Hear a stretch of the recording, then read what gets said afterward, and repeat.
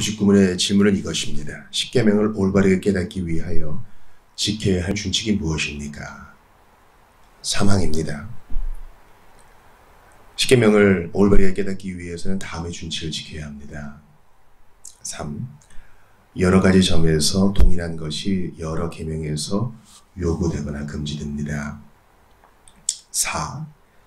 어떤 의무를 명령할 때에 그것과 반대되는 죄를 금하고 어떤 죄를 금할 때에 그것과 반대되는 의무를 명령하는 것과 같이 약속이 붙어 있을 때에 그것과 반대되는 경고가 포함되어 있고 경고가 붙어 있을 때에 그것과 반대되는 약속이 포함됩니다.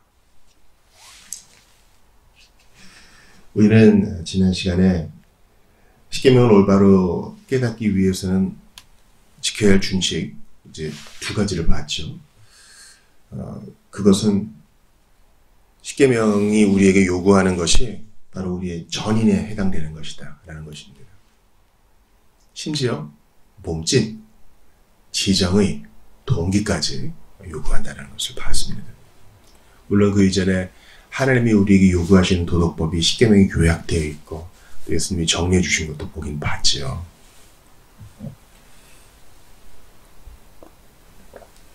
소율문답에는 이러한 준칙이 이렇게 자세하게 나와 있지 않습니다. 대의문답에는 이것이 이제 8가지나 나와 있죠. 그 이유가 뭘까요, 여러분? 우리가 다음 시간, 다다음 시간까지 이어서 십계명을 올바로 깨닫기 위해서, 즉 아직 십계명의 서문도 안 갔는데 그 이전에 이렇게 전제를 깔아두고 자세히 살펴보는 이유가 뭘까요?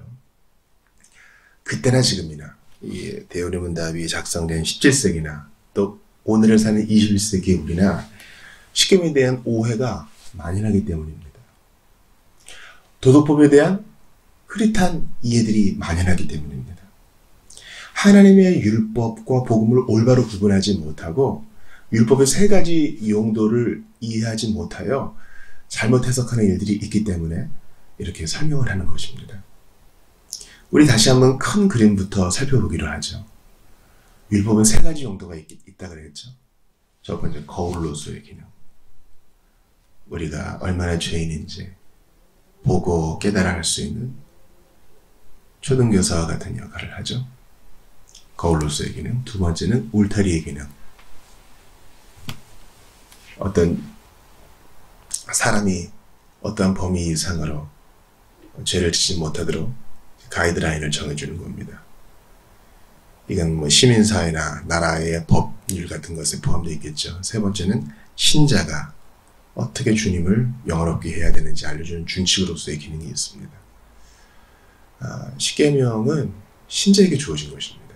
물론 십계명의 정신이 비신자들과 그들의 사회에도 적용되는 면이 있지만 십계명은 출애굽하여 시내산 마운틴 시나이에 도착한 사람들에게 하나님이 이제 주의 백성으로 이렇게 살아라 하는 것을 알려주시는 신자의 구원받은 신자의 삶의 준칙으로서의 기능, 감사의 삶으로서의 기능이 있는 것이에요. 그것을 우리가 헷갈리지 않고 이것을 잘 보기를 바랍니다. 골로새서 3장 5절을 봅시다. 그러므로 땅에 있는 지체를 죽이라. 곧 음란과 부정과 사욕과 악한 정욕과 탐심이니 탐심은 우상 숭배니라. 골로새서 3장에서 특별히 우리가 읽은 본문에서 사도 바울이 십계명을 굳이 언급하지도 않아요. 그러나 그가 땅에 있는 지체를 죽이라, mortification, 죄 죽임의 교리를 얘기할 때 자연스럽게 십계명의 항목들이 포함되죠. 음란을 죽이라는 것은 분명하게 7개에 해당되는 것이고요. 또 부정, 사욕, 악한 정욕, 여기에는 기본적으로 다 모든 죄악은 다 1계명에 수렴이 돼요. 첫 번째 돌판, 두 번째 돌판이 있다고 할 때 두 번째 돌판은 첫 번째 개념에 종속되고요. 첫 번째 돌판에 종속되고요. 이 모든 계명은 다 1계명. 하나님을 경외하고 한 분 하나님을 예배하는 것에 다 종속되어 있습니다. 뿐만 아니라 방금 읽었던 구절의 제일 마지막에는 탐심에 대해서 얘기하면서 탐심이 우상숭배다. 이 10번째 계명과 또 두 번째 계명을 또 연결하고 있어요. 그 요리본답이 이렇게 얘기하는 게 이해가 되죠. 여러 가지 점에서 동일한 것이 여러 계명에서 요구되거나 금지됩니다. 그 십계명 안에서도 그렇고 또 일반적인 율법의 그 진술에서도 그렇게 나타나는 것입니다. 살인죄를 예를 들어보죠.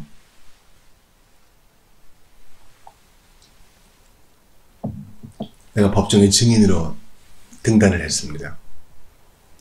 명백한 살인죄에 대해서 거짓 증거를 해요. 저 사람이 안 했습니다. 무슨 이익의 관계가 있다면은 탐심도 포함된 거죠.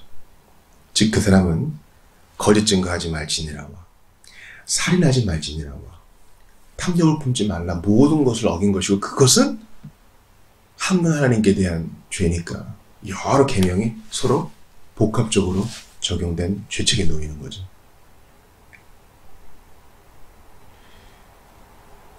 아모스 8장 5절을 봅시다.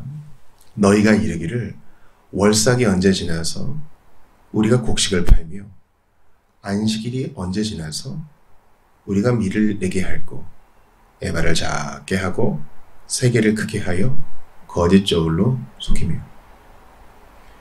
아모스 선지자 시대에 사람들이 벌인 죄악만 봐도요, 죄악이 하나로만 십계명 중에 뭐 하나 이거 어겼어 이렇게만 얘기할 수 없죠. 왜냐하면 기본적으로 이 모든 것은 다 1, 2계명을 어긴 것이고요. 동시에 보세요. 월삭이 언제 지나서 우리가 곡식을 팔며 안식일이 언제 지나서 우리가 밀을 내게 할고. 지금 안식일인데 빨리 지나서 장사해야 되기 때문에 4계명도 지금 연결이 되는 거죠. 안식일을 지켜 거룩하게 하라가 지금 안 지켜지는 거잖아요. 동시에 에바를 작게 하고 세계를 크게 하여 거짓 저울로 속이며. 이건 거짓 증언에 대한 거잖아요. 또 거짓말하는 거. 또 여기엔 탐욕이 개입돼 있죠. 그러니까 십계명은 유기적으로 연결되어 있는 거예요. 나 2, 3, 7은 어겼으니까 오늘 이거 조금 보강해야 되겠다. 그렇게 접근할 수 없는 거예요.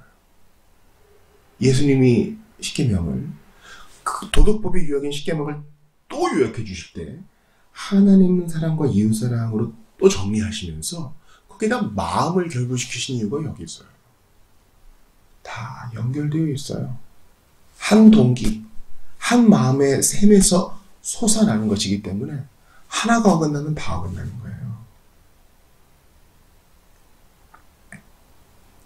잠언 1장 19절도 보세요. 이익을 탐하는 모든 자의 길은 다 이러하여 자기의 생명을 잃게 하느니라. 이익을 탐하는 자. 단순히 자본의 명령을 가지고 그냥 착하게 사는 도덕률이라고 볼 수 없어요. 자본에서 명백하게 어떤 속담처럼 보이는 구절이라 해도 그것은 모두 지혜 대신 하나님과 연결되어 있기에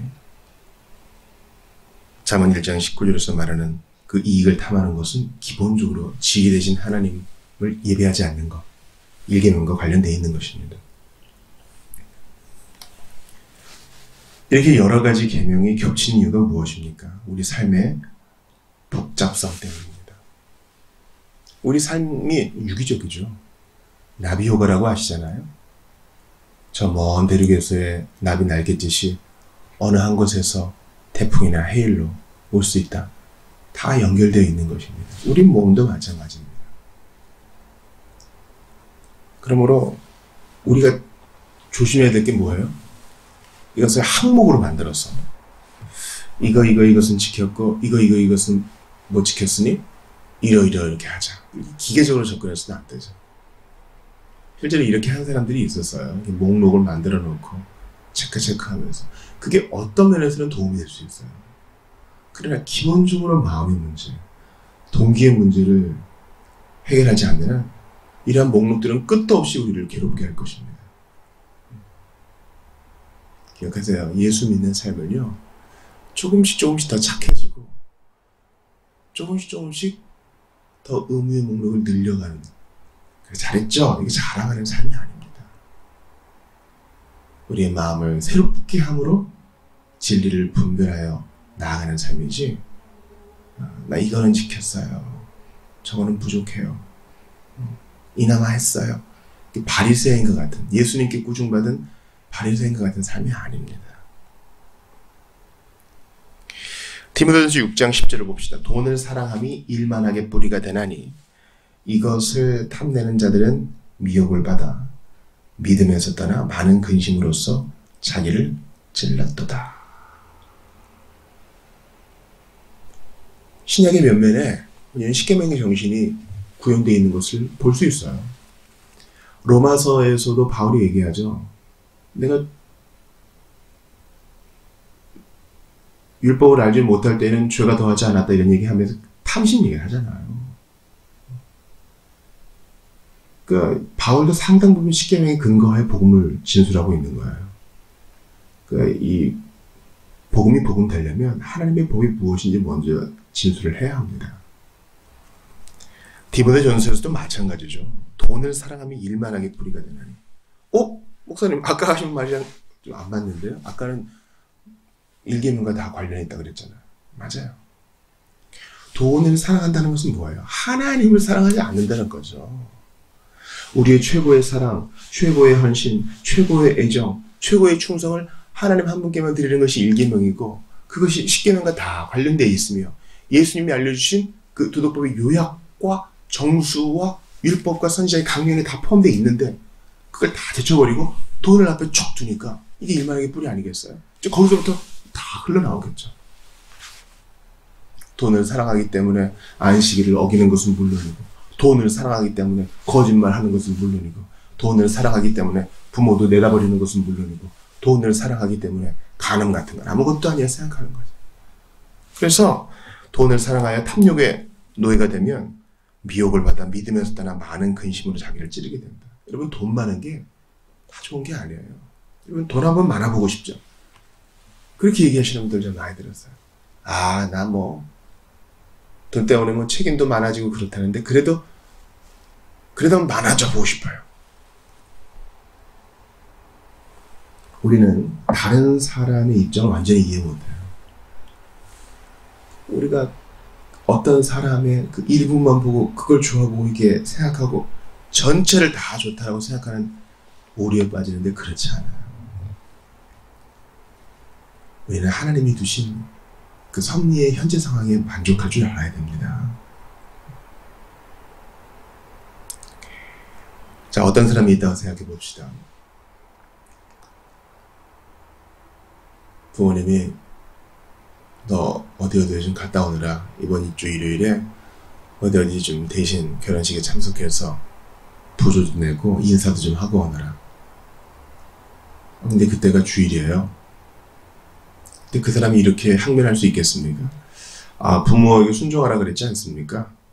그래서 예배 드리는 것도 좋지만은 십계명의 5계명을 지키는 것도 중요하죠. 그리고 예배하는 의무를 저버리고 저 멀리 지방에 결혼식 갔다 옵니다. 맛있는 것도 먹고 사람들도 만나고 부모님 심부름도 하고, 어른들이 칭찬도 해줘요. 멀리서 왔다고. 끝나고 이렇게 들어가는 길에 보니까 잘한 것 같아요. 예배하는 거 조금 지루했는데 이렇게 부모님 말씀도 듣고 이러니까 주일 잘 보낸 것 같아요. 여러분, 이게 말이 됩니까? 하나님이 주신 계명대로 서로 부딪히지 않아요. 다 일계명이 종속되기 때문에 그렇습니다. 우리가 십계명을 자세히 들여다보면 나중에 이제 보겠지만, 부모를 주 안에서 순종하라 그랬거든요. 주 안에서 순종한다는 것은 뭐예요? 우선순위가 있는 겁니다. 예수님이 말씀하셨잖아요. 너희 아버지나 어머니를 나보다 더 따르는 자도 합당치 않다. 미워하지 아니하면 이런 표현까지 예수님 쓰시잖아요.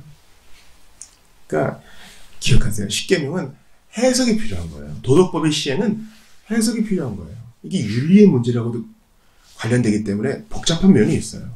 우리 삶이 복잡하고 우리 몸뚱이도 복잡하고 이 사이도 복잡하기 때문에 십계명을 적용할 때에 있어서는 아주 엄밀한 차원이 필요해요. 그러나 명백한 것은 무엇입니까? 우선되는 게 있다는 거예요. 사람보다 하나님, 필요보다 주님의 진리. 단지 너무나 안타까워 보이는 상황보다 분명한 하나님의 공의와 사랑이 시행되는 것이죠.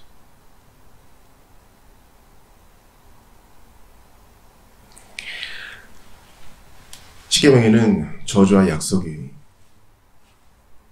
나타납니다. 출애굽기 20장 3절에서 5절을 봅시다. 너는 나 외에는 다른 신들을 내게 두지 말라. 너를 위하여 새긴 우상을 만들지 말고 또 위로 하늘에 있는 것이나 아래로 땅에 있는 것이나 땅 아래 물속에 있는 것을 어떤 형상도 만들지 말며 그것들에게 절하지 말며 그것들을 섬기지 말라. 나 내 하나님 여호와는 질투하는 하나님인즉 나를 미워하는 자의 죄를 갚되 아버지로부터 아들에게로 3, 4대까지 이르게 하거니와. 이 계명을 논하면서 주님은 질투하는 하나님이라는 개념을 끌어오시고 또 우리에게 알려주십니다. 만약 이 계명을 어기면 나를 미워하는 자의 죄를 갚을 것이다. 3, 4대까지 이르게 하겠다. 순종하는 자에게는 또 1000대의 복을 주겠다고도 하시죠. 계명의 시행에는 상가벌이 있습니다. 고린도전서에서도 분명히 얘기가 나왔죠. 불 가운데 구원을 얻은 것 같을 것이다. 이런 상급의 시행이 어떻게 될지 우리는 잘 몰라요. 그러나 분명한 것은 성경에 기록되어 있으니 우리가 진리를 받아야 한다는 것입니다. 주님은 이렇게 부정적인 것들, 또 긍정적인 것들을 교차하셔서 우리의 영혼을 깨우십니다. 잠들어 있던 우리를 흔들어 깨우십니다. 무감각해진 우리를 정신 차리게 하십니다. 아, 이렇게 의미가 있고 이렇게 무게가 있는 것이었구나. 하나님 외에 어떤 것에도 허리 굽히지 않으리라. 그것이 만몬의 물질이건 간에 육체의 쾌락이건 간에 그것이 내 가족이든 간에 어떤 것도 주님보다 앞설 수 없습니다. 이런 신앙 고백이 이 저주와 약속의 맥락에서 터져나오는 것입니다. 이사야 58장 13절을 봅시다. 만일 안식일에 내 발을 금하여 내 성일에 오락을 행하지 아니하고 안식일을 일컬어 즐거운 날이라 여호와의 성일을 존귀한 날이라 하여 이를 존귀하게 여기고 내 길로 행하지 아니하며 내 오락을 구하지 아니하며 사사로운 말을 하지 아니하면 주님이 복을 주신다 그래요. 물론 십계명에는요 부정적인 게 훨씬 많이 강조되어 있어요. 하지 말라가 8개, 뭐뭐 해라가 2개가 나옵니다. 그러나 이것을 너무 어두운 것만 얘기하는 거 아니에요. 사람이 긍정적이어야지. 하지 말라보다는 뭔가를 해라가 자녀 교육에도 더 중요한 거 아닙니까? 그러나 여러분 예수님께서 이것을 어떻게 요약해 주셨다고요? 하나님을 사랑하고 이웃을 사랑하는 것으로 긍정적으로 요약해 주셨기 때문에 우리는 십계명의 진술이 너무 부정적이고 어둡습니다. 이렇게 항변할 수는 없어요. 해석의 문제라 그랬잖아요. 해석. 주님이 이렇게 부정적인 용법을 사용하신 이유는 우리를 깨우사 우리로 하여금 복받는 자의 자리에 서게 하시려고 이런 방법을 쓰신 것입니다. 약속과 저주는 서로 연결되어 있어요. 신명기 6장 13절을 봅시다. 내 하나님 여호와를 경외하며 그를 섬기며 그의 이름으로 맹세할 것이니라. 그렇습니다. 이 모든 것은 하나님을 경외하는 것. 거짓말하지 않고 헛된 맹세하지 않는 것도 하나님을 경외하는 맥락에서 지켜져야 되는 것입니다. 부모에게 순종하고 살인을 하지 아니하고 남의 생명 존중해 주는 거죠. 탐심을 품지 않은 것도 다 하나님을 경외하고 예배하는 차원에서 우리에게 주어진 것입니다. 마태복음 4장 9절에서 10절을 들어보세요. 이르되 만일 내게 엎드려 경배하면 이 모든 것을 내게 주리라. 이에 예수께서 말씀하시되 사탄아 물러가라 기록되었을 때 주 너의 하나님께 경배하고 다만 그를 섬기라 하였느니라. 그렇습니다. 십계명을 예배의 차원에서 도덕법을 예배의 차원에서, 율법을 예배의 차원에서 본다면 그건 신자에게 주신 명령이 분명해요. 하나님이 우리를 뒤쫓아다니면서 이건 했어? 저건 체크했고? 우리를 피곤하게 하시는 하나님이 아닙니다.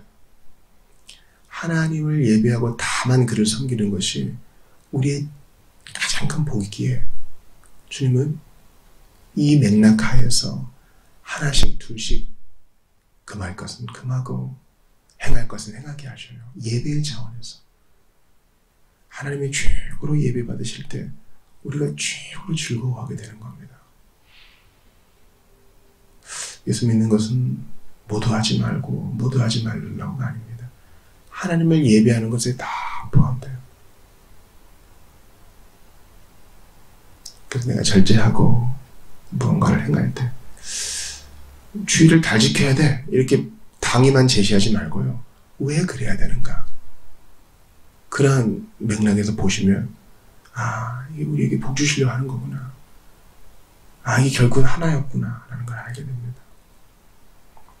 마태복음 15장 4절에서 6절을 봅시다. 하나님이 이르셨을 때 내 부모를 공경하라 하시고 또 아버지나 어머니를 비방하는 자는 반드시 죽임을 당하리라 하셨거늘 너희는 이르되 누구든지 아버지에게나 어머니에게 말하기를 내가 드려 유익하게 할 것이 하나님께 드림이 되었다고 하기만 하면 그 부모를 공경할 것이 없다 하여 너희의 전통으로 하나님의 말씀을 피하는도다. 맞아요. 예수님을 잡아 죽였던 그 당시 사람들의 율법 해석을 보세요. 부모님께 마땅히 봉양하고 용돈도 드리고 필요를 채워드려야 되는데 아이고 어떡하죠? 아버지 어머니 주님께 드렸어요. 어쩔 수 없지. 이렇게 율법의 정신을 어긴 사람들을 주님이 매우 혐오하셨어요. 하나님을 사랑했다면 그 사랑이 부모에 대한 사랑으로 흘러나와야 될 텐데 진짜 하나님을 예배했다면 겸손히 주님을 섬겼다면 그 사랑 가지고 내 부모를 섬기는 게 당연할 텐데 지하고 싶은 일 하면서 부모 섬기기 싫어가지고 돈을 내빼 따로 착취하려는 마음으로 핑계를 대는 거예요. 주님은 이런 자들에게 독사의 자식들을 하시잖아요. 예배의 마음이 없으니까 율법 갖고 장난하는 거예요. 하나님을 섬기는 마음이 없으니까 율법 조문을 가지고 멋대로 해석하는 거예요. 정치하는 거예요. 정치. 이렇게 돌려붙이고 이렇게 끼워 맞추고. 그러니까 이 십계명에 대한 말씀이요. 십계명을 올바로 깨닫기 위해서 지켜야 할 준칙은요. 우리로 하여금 자유를 줘요. 이대로 해. 무서운 계명이 아니에요. 저주와 약속이 포함되어 있고 부정과 긍정이 교차되어 나오고 또 삶의 복잡성 때문에 여러 가지가 반복되어 나오고 다 두루 걸쳐 있지만 이것이 결국 하나님을 사랑하고 예배하는 것에 수렴되는구나. 그렇구나. 뭔가 세세한 걸 외우고 배우고 쓰고 이런 게 아니라 하나님을 사랑하는 것에서 흘러나와야 되는 거구나. 바리새인들은 예수님을 졸졸 따라다니면서 안식일에 밀 비벼 먹었어. 안식일 어겼어. 하여튼 예수님 뭐라 그러세요? 너 다윗 이야기도 못 들어봤느냐? 안식일이 사람을 위해 있는 것이다. 우리 아버지가 우리에게 선물로 주신 것이지 그걸 가지고 사람 피곤하게 하지 말아라. 주님 그러세요. 제 아들이랑 비벼 드시면서. 그래서 가장 자유로운 온전하게 율법을 지킨 자의 미소가 있어요. 거기서. 안식일에 병자를 고쳐주시면서 예수님은 그것 때문에 죽임당하신 거죠. 사실은. 내 아버지가 일하시니 나도 일한다. 이거 일하면 사람들이 싫어할 텐데 그게 아니라 하나님을 예배하는 맥락에서 하나님은 이 예배 현장에서 저 사람을 고쳐주는 것을 기뻐하신다는 믿음으로 선을 행하는 거예요. 주일에 노동하면 안 돼. 너 주일에 뭐 사 먹었어? 이렇게 체크리스트 만드는 게 아니라 하나님을 사랑하기 때문에 이웃을 돌아보고 하나님을 사랑하기 때문에 반찬을 데워가지고 따뜻한 밥을 해서 누구를 대접하는 거. 그건 율법을 어기는 게 아닙니다. 하나님을 사랑하기에 진짜 자유가 주어진 거예요. 어거스틴이 말하는 것처럼 하나님을 사랑하십시오. 그러니까 당신이 원하는 것을 하십시오. 주님을 사랑하기 때문에 이 모든 계명들을 사랑으로 자원하여 하는 것입니다. 자연스럽게 흘러나오는 것입니다. 부디 주님을 사랑하는, 하나님을 경배하고 주님을 예배하는 그것 때문에 이 모든 감사하는 삶의 준칙들이 자연스럽게 지켜지고 기쁘게 나의 욕심들을 절제하는 일들이 일어나기를 주의 이름으로 축원합니다.